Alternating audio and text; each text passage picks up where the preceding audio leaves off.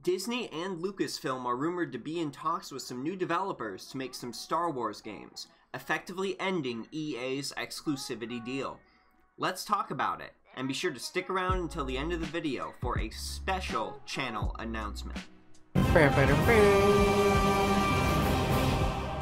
What's up YouTube, my name is Justin, this is the Den of Nerds, and if you love Star Wars, you're gonna want to subscribe to this channel.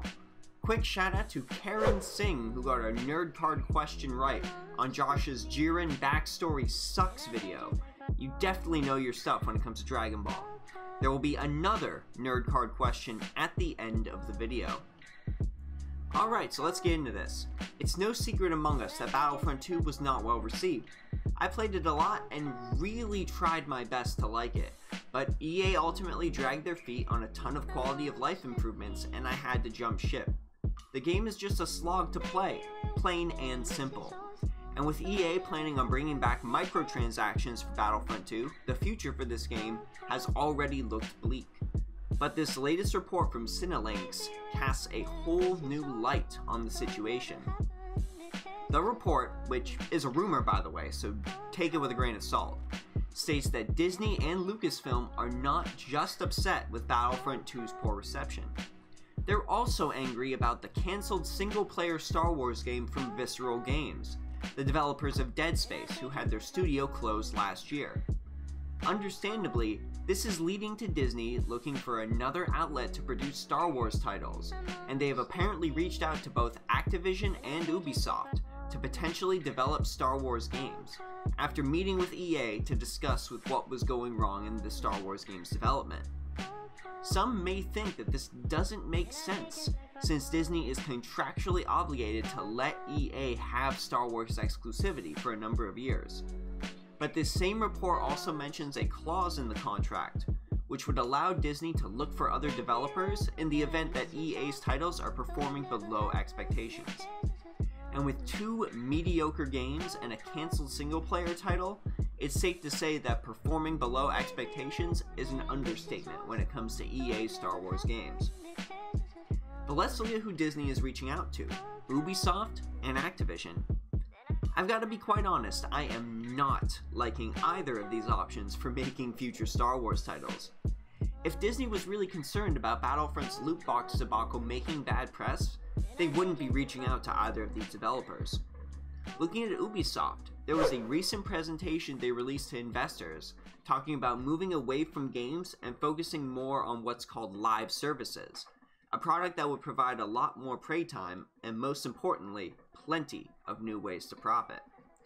They showed their investors tons of plans for microtransactions added to these kinds of titles, with examples such as skins for Assassin's Creed and other concepts taken from mobile games.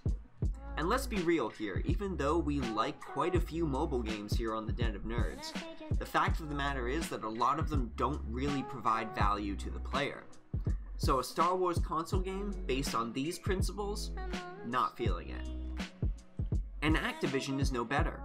We can just look at their recent handling of Destiny 2, the new EXP bar they added to the game that awards loot boxes, the removal of a previous item from Destiny 1, and the reintroduction of it as a loot box item, the shaders, the throttling of player EXP during events, the complete lack of transparency on how Destiny 2 will develop going forward, and there's multiple instances of that there.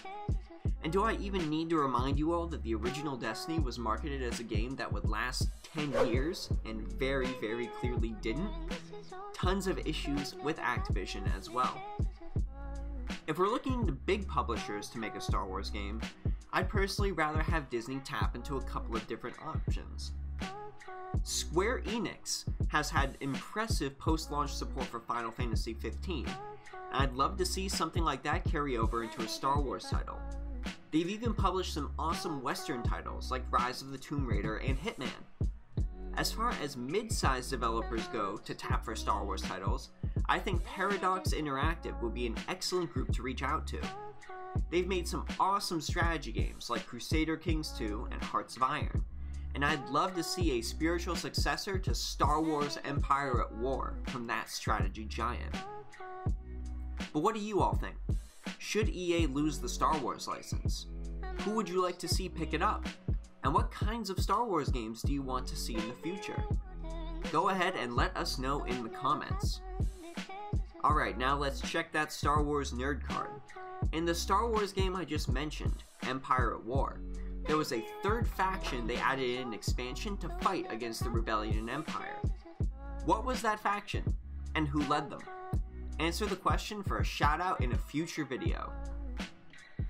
And if you've stuck around until this point for our announcement, thank you so much. We are going to be launching a second channel in the future for the Den of Nerds, focused entirely on gaming. From video games to tabletop, we'll be talking about and showcasing tons of games. Our weekly feature will be a news show, where we'll be discussing some things happening in the video game and tabletop industry, and giving our take on it, much like this video. We hope you're looking forward to tons of gaming content, including discussions, let's plays, and news stories in the future.